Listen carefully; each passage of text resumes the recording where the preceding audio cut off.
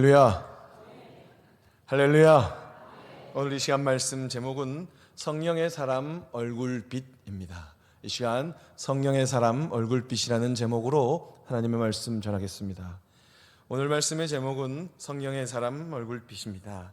오늘 말씀을 통하여 성령의 사람인 저와 우리 성도님들의 얼굴 가운데서 완고함이 드러나거나 덕지덕지 붙어있는 욕심이 보인다거나 삔질삔질함이 보이는 것이 아니라 하나님의 영광의 빛이 우리 얼굴의 빛에 반사되기를 축원합니다. 얼굴 비비크림 바르고 이집트산 비비크림 바르면 좋아요. 그런데 그거보다 더 좋은 것은 하나님의 영광의 빛을 우리가 받아서 그 빛을 반사하는 것, 그게 바로 저와 여러분에게 일어날 일이요 하나님께서 주실 복입니다. 이 시간은 사도행전 강의 6번째 시간이고요. 오늘은 사도행전 강의 사도행전 6장을 살필 것입니다. 부활하신 예수님께서는 승천하시기 전 부활을 목격한 그들에게 사명을 주셨고 성령을 약속하셨습니다. 그리고 약속대로 오순절에 하나님의 성령이 그들에게 임하였습니다. 하나님의 성령이 성령의 사람들에게 임하시자 그들은 자신들의 사고체계와 언어체계의 붕괴를 경험하게 되었습니다. 그뿐 아니었습니다. 성령 하나님께서는 성령의 사람들이 사명을 잘 감당할 수 있도록 그들의 삶의 스타일까지 바꾸셨습니다. 이제 그들은 자신의 사명을 감당하기 위해 자신의 이익, 아니 자신의 생명까지도 포기할 수 있는 자가 되었다는 것입니다. 이러한 성령 하나님께서는 이러한 성령의 사람들을 위하여 치유의 능력도 부어주셨습니다. 그리고 오늘 말씀 중에 살필 내용이지만 사명을 감당하는 자의 얼굴에 하나님의 영광의 빛이 반사되는 일도 있었습니다. 이러한 성령의 사람들이 모인 교회는 자연스레 부흥을 경험하지 않을 수 없었습니다. 예수 그리스도를 따르는 제자들이 많아졌습니다. 하지만 이렇게 성령의 사람들이 모인 교회, 여러분들 모습 뵈는데 성령의 사람들이 분명해요. 하지만 이렇게 성령의 사람들이 모인 교회에서도 문제가 발생하였습니다. 어떠한 문제가 발생하였을까요? 그 문제는 다음 말씀 사도행전 6장 1절에 언급됩니다. 한번 다 같이 읽어보겠습니다. 그때 제자가 더 많아졌는데 헬라파 유대인들이 자기의 과부들이 매일의 구제에 빠짐으로 히브리파 사람을 원망하니. 아멘. 바로 초기 교회에 나타난 문제는 헬라파 유대인들, 더 자세히 말하면 디아스포라, 흩어진 유대인들이 BC 586년에 흩어지게 됐잖아요. 하지만 돌아왔는데 그곳에 정착한 사람들, 또 로마 제국의 침입으로 인해서 흩어졌다가 돌아온 사람들, 그 사람들은 이제 말을 아랍어를 쓰는 게 아니라 완전히 그리스어를 썼어요. 그래서 약간의 서로 교회 내부에서도 그리스어를 쓰는 유대인들이 있었다는 것입니다. 바로 이 유대인들, 이 문제는 헬라파 유대인들, 디아스포라 유대인들 가운데 과부들이 교회에서의 구제 명단에 빠졌어요. 이에 디아스포라 유대인들은, 교회 내에 있는 디아스포라 유대인들은 자신과 같은 디아스포라 출신 과부들이 자신의 어머니나 친척이나 자신과 같이 타지에서 생활하고 온 이 사람들의 과부들이 구제를 받지 못하게 되자 교회 내에 있는 히브리파 유대인들을 원망하게 되었다는 것입니다. 예수님의 제자들이 다 히브리파 유대인 아니었습니까? 예수님도 판례를 행하였고 예수님의 제자들 사도들도 히브리인이었어요. 그래서 헬라파 유대인들이 히브리파 유대인들을 원망하게 되었다는 것입니다. 더 나아가 교회에서 원망이 생기면 그 원망은 전부 다 이제 지도자로 향하게 되지 않습니까? 그래서 더 나아가 헬라파 유대인들이 히브리파 유대인인 사도들을 원망하였습니다. 교인들 간의 다툼은 이제 막 교회가 형성되어가는 초기 교회에 있어서 아주 큰 문제였습니다. 이제 교회 안에 사람들이 모이면 하나님의 말씀보다 정의로운 분배에 대한 입장이 중요하게 되었습니다. 하나님의 말씀을 순종하고 그 역사가 일어나는 것 자체가 중요한데 교회 내에서 왜 이 사람에게는 3데나리온을 주느냐, 이 사람에게는 5데나리온을 주면서 이 지금 교회 안에서는 정의롭지 못하다, 사도들이 정의롭지 못하다, 차별한다, 교회가 이러면 안 된다 하면서 교회가 시끌벅적해졌다는 것입니다. 교회가 따라야 하는 성령님은 온데간데 없고 옳고 그름만이 외쳐질 뿐이었습니다. 야, 정의롭지 못하다. 어떻게 같은 사람인데 사람의 n분의 1로 나눠야지 왜 차별을 두느냐 하면서 정의로운 문제에 대한 담론이 교회에서 펼쳐지게 되었습니다. 이제 이 교회 지도자들이 이 문제를 해결하지 못하면 교회는 큰 폭풍이 칠 기세였습니다. 이에 교회의 지도자들인 12사도들은 제자들을 모았습니다. 믿는 성도들을 다 모았습니다. 그래서 12사도들은 자신들이 사회적 접대, 서로 이 헌금을 받아서 구제하고 접대하는 일, 이것에 대한 신경 때문에 하나님의 말씀을 게을리 할 수 없다라고 밝혔어요. 그런데 사도들이 말하기를 지금은 하나님의 말씀을 전하고 기도하는 일보다 구제를 공정하게 하는 일, 즉 행정적인 일이 중요해진 상황이다라고 제자들과 모든 믿는 사람들 앞에 이 문제를 밝혔습니다. 그래서 사도들은 다음 말씀에 나타난 해결책을 제시하였습니다. 사도행전 6장 3절 4절에 나와 있는데요, 우리 한 목소리로 읽겠습니다. 형제들아, 너희 가운데서 성령과 지혜가 충만하여 칭찬받는 사람 7을 택하라. 우리가 이 일을 그들에게 맡기고 우리는 오로지 기도하는 일과 말씀 사역에 힘쓰리라 하니. 아멘. 이때 발생한 교회의 문제에 대하여 사도들이 제시한 교회 문제의 해결책은 사람을 세우는 일이었습니다. 이렇게 세워진 사람이 사도들이 전하는 말씀을 기준으로 하여 교회 내 행정적인 문제를 해결하는 것이었습니다. 이렇게 제안을 하자 이 모임에 참석한 모든 믿는 사람들, 제자들은 이 제안을 기뻐하였습니다. 그래서 교회는 믿음과 성령이 충만한 사람을 뽑았습니다. 여기서 뽑힌 사람이 소위 말하는 7집사, 스데반, 빌립, 프로고로, 니가노르, 디몬, 바메나, 니골라, 이런 7집사를 뽑았습니다. 그런데 여기서 7집사의 이름을 또 하나하나 살피면 스데반, 빌립, 프로고로, 니가노르, 디몬, 바메나, 니골라라는 이름을 하나하나 벗겨보면 이 이름은 다 아람의 이름이 아니라 디아스포라 유대인, 그리스식 이름입니다. 그렇다면 디아스포라 유대인이라는 사실을 알 수 있습니다. 또 여기서 7집사 중에서 마지막에 있는 니골라는 유대교회에 있다가 그리스도교, 주 예수를 믿는 이 교회 공동체로 온 사람임을 알 수 있었습니다. 어떻게 생각해 보면 교회가 커졌기 때문에 이 7집사의 등장은 자연스러운 일일 수도 있습니다. 사도들은 이 뽑은 7집사에게 안수 기도를 하였습니다. 이 7집사를 세움으로 교회는 더욱더 부흥할 수 있었습니다. 작금의 교회도 마찬가지입니다. 영적인 안목을 가지고 사람을 잘 세우는 것이 교회를 살리는 길입니다. 하지만 육신적 안목을 가지고 사람을 세우면 교회는 그야말로 인간적 공동체가 됩니다. 7절 말씀 한번 읽어볼까요? 7절 말씀입니다. 읽겠습니다. 하나님의 말씀이 점점 왕성하여 예루살렘에 있는 제자의 수가 더 심히 많아지고 허다한 제사장의 무리도 이 도에 복종하니라. 아멘. 빨간 글씨만 읽어볼까요? 읽겠어요. 허다한 제사장의 무리도 이 도에 복종하니라. 아멘. 교회는 자신이 지니고 있는 문제를 해결함으로써 더 크게 부흥할 수 있었습니다.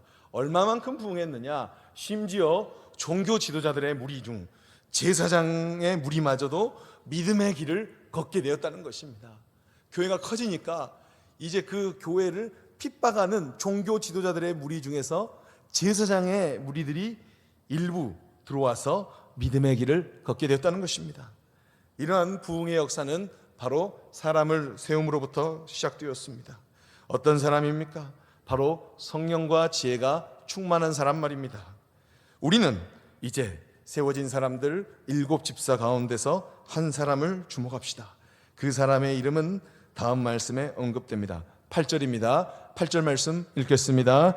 스데반이 은혜와 권능이 충만하여 큰 기사와 표적을 민간에 행하니. 아멘. 스데반이 은혜와 권능이 충만해서 큰 기사와 표적을 민간에 행하였다라고 나와 있습니다. 우리가 주목해야 할 사람, 바로 그 사람의 이름은 스데반이었습니다. 성령의 사람 스데반은 은혜와 권능이 충만한 사람으로 큰 기사와 표적을 민간의 사람들 사이에 행하였습니다.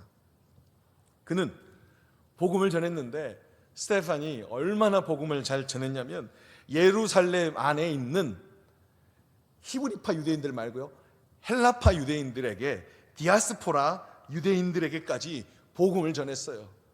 사도들이 복음을 전할 때는 디아스포라 유대인들에게는 복음을 전하지 못했어요. 왜냐하면 언어가 다르니까. 하지만 7 집사 중에서 스데반은 바로 예루살렘 안에 있는 디아스포라 출신 유대인에게 복음을 전했어요. 이러한 모습을 지켜보던 회당에 속한 유대 자유민들은 스데반을 통한 성령의 사역에 대하여 판단하며 시비를 걸었습니다. 왜 유대 자유민들은 스데반의 사역에 시비를 걸었을까요?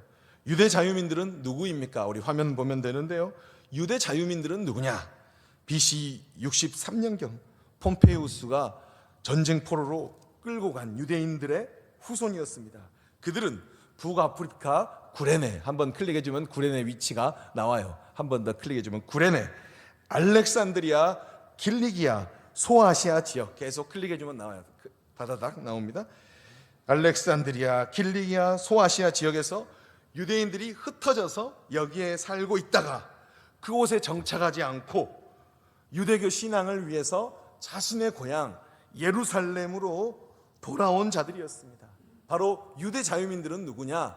바로 지도에 보시는 대로 북아프리카 구레네, 알렉산드리아, 길리기아, 아시아 지역에서 정착하지 않고 자신의 신앙을 지키고자 예루살렘으로 돌아온 자들이 바로 성경에 나온 유대 자유민이었습니다. 이러한 역사를 지니고 있는 유대 자유민들의 신앙은 얼마나 열정적이었겠습니까? 전쟁 포로로 있다가 그곳에서 그냥 정착해서 사는 것이 아니라 다시 힘을 모아 돈을 모아 자기의 신앙을 위해서, 유대교 신앙을 위해서 예루살렘으로 돌아온 사람인들인데 얼마나 신앙이 깊겠습니까? 그런데 이런 사람들에게, 유대교 신앙을 가지고 있는 충만한 사람들에게 스데반 집사님이 복음을 전하니까 디아스포라 출신 유대인들도 점점 교회로 오는 거예요. 회당을 떠나 교회로 오는 거예요. 그래서 그들은 당연히, 유대 자유민들은 이것을 보기 힘들었을 것입니다. 그들은 당연히 유대교를 수호하려고 하지 않았겠습니까?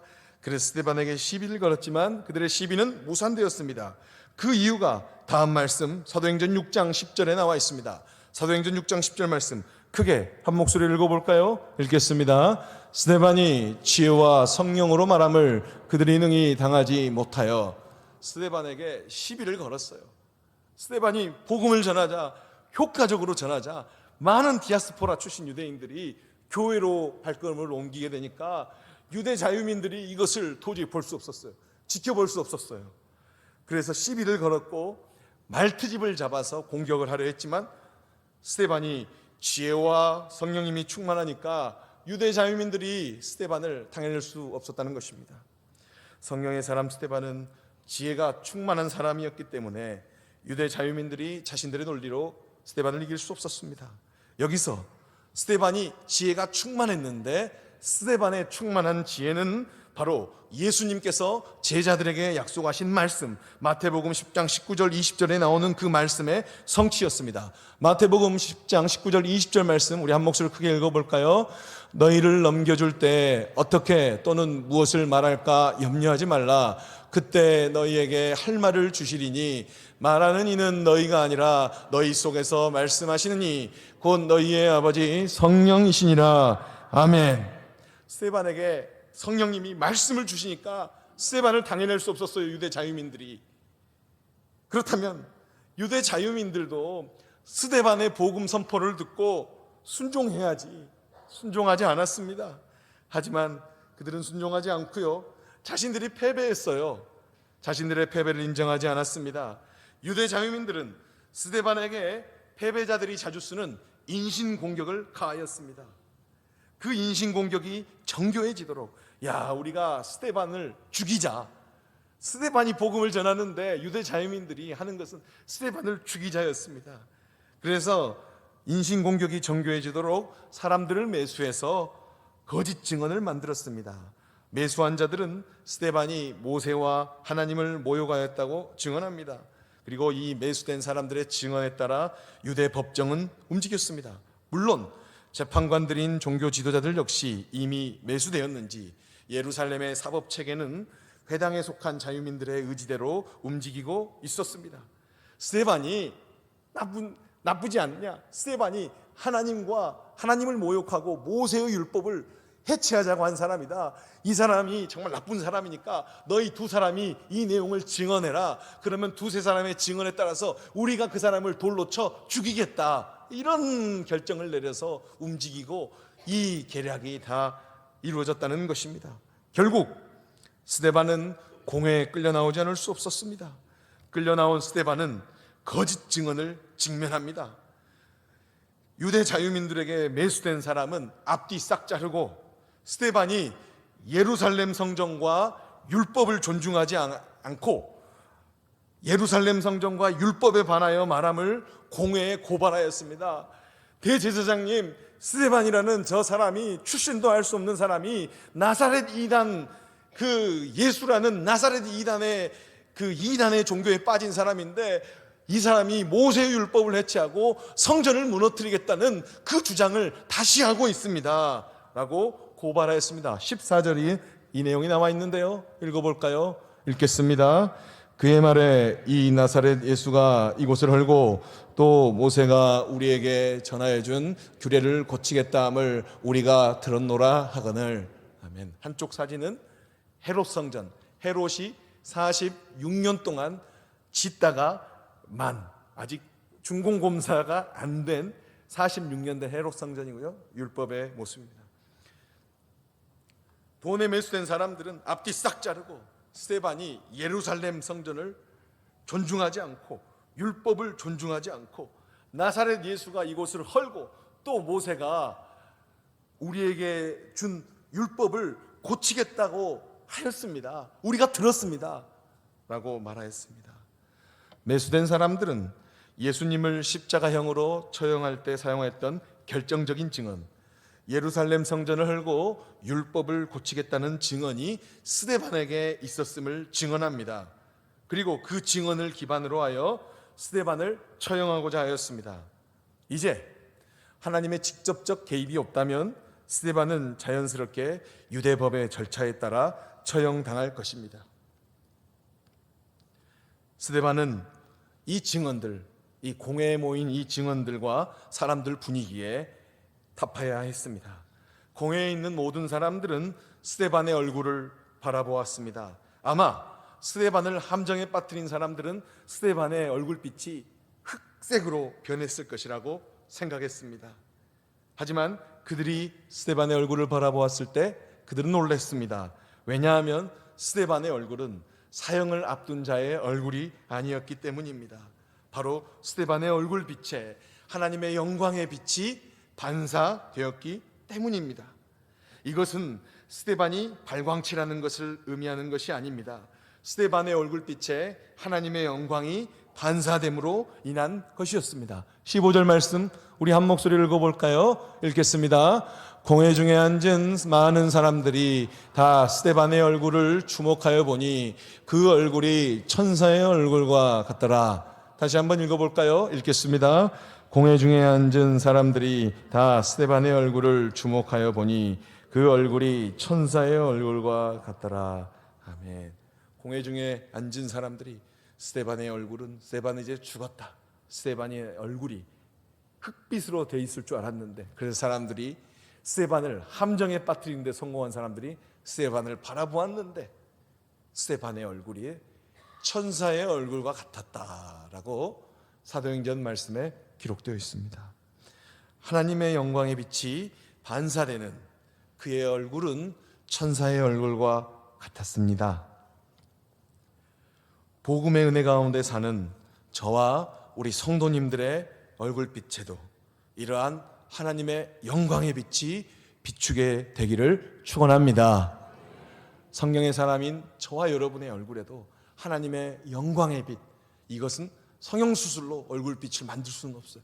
하나님의 영광의 빛이 반사되는, 그래서 우리의 얼굴빛에도 하나님의 영광에 드러나는 그런 성도님들 되시기를, 그런 제가 되기를 주님의 이름으로 부탁합니다. 오늘 말씀 통하여 네 가지로 요약합니다. 1번, 한번 1번만 크게 읽겠습니다.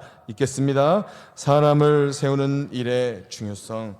성령의 사람들이 모인 초기 교회가 공동체가 커지고 복잡해짐에 따라 교회 공동체를 운영하는 사도들의 일이 폭발적으로 많아졌습니다. 사도들은 말씀 선포와 기도에 전념해야 됐지만 커진 교회는 그렇지 못한 상황이 발생했다는 것이지요. 사도들을 대신하여 교회 내 행정적인 일을 공평하게 처리해야 될 사람도 필요했습니다. 그래서 교회는 사람을 세웠죠. 물론 세워진 사람은 성령과 지혜가 충만하고 칭찬받는 사람이어야 합니다. 그렇지 않고 육신적인 사람을 세우면 교회에 더 큰 문제가 발생하기 때문입니다. 2번 읽겠습니다. 은혜와 권능이 충만한 스데반. 아멘. 교회는 사도들이 기도하는 일과 사역하는 일에, 말씀 사역하는 일에 전념할 수 있도록 사람들을 선택하였습니다. 7 집사를 선택하였습니다. 그 7 집사 중 바로 한 사람이 오늘 말씀에 등장하는 스데반입니다. 성령의 사람 스데반은 은혜와 권능이 충만한 사람이었고, 성령님께서는 스데반을 통하여 표적과 기사를 많은 사람들 앞에 행하였습니다. 특히 디아스포라 유대인 사이에서 이 일을 행하였습니다. 이러한 모습을 지켜보던 회당에 속한 유대 자유민들은 스데반의 사역을 방해합니다. 그들은 회당에서 복음을 전하는 스데반을 판단하며 시비를 걸었습니다. 하지만 그들의 지식으로는 성령님의 지혜가 가득한 스데반을 당해낼 수 없었다는 것도 우리가 알겠습니다. 3번 읽겠습니다. 성령의 사람을 괴롭히는 패배자들입니다. 은혜와 권능이 충만한 스데반을 대항하는 자유민들은 스데반과의 논쟁에서 졌습니다. 이에 그들은 자신의 지식이 온전치 못함을 인정하지 않았습니다. 더 완벽한 패배자의 모습을 보입니다. 바로 사람을 매수하여 그들로 하여금 거짓 증언을 시켜 스데반을 처형하도록 만든 것입니다. 마치 이전에 종교 지도자들이 예수님을 처형했던 방법으로 말입니다. 그리고 그들은 이러한 방법으로 스데반을 제거하는 데 성공하였습니다. 스데반을 제거하는 데 성공하였을지는 모르겠지만 그들의 입장에서 보기에 스데반에 제거하는 것을 성공하였기 때문에 자신들은 성공하였다고 생각할지 모르겠습니다. 하지만 그들은 궁극적으로 패배했습니다. 왜냐? 그들보다 더 크신 하나님께서는 스데반의 순교를 통하여 스데반보다 더 크고 압도적인 일을 할 사람을 준비하고 계셨기 때문입니다. 4번 읽겠습니다. 4번 읽어요. 하나님의 영광의 빛이 반사되는 성령의 사람. 성령의 사람 스데반, 처형을 눈앞에 둔 그는 최후의 진술을 해야 했습니다. 스데반은 분명 최후의 진술 이후 자신에게 처할 상황이 무엇인지 알고 있었습니다. 투석형이었습니다. 하지만 그의 얼굴은 사형을 앞둔 자의 얼굴이 아니었습니다. 그의 얼굴에는 두려움이 없었습니다. 그의 얼굴은 천사의 얼굴과 같았습니다. 그 이유는 그의 얼굴에 하나님의 영광의 빛이 반사되었기 때문입니다. 또한 그것뿐만 아닙니다.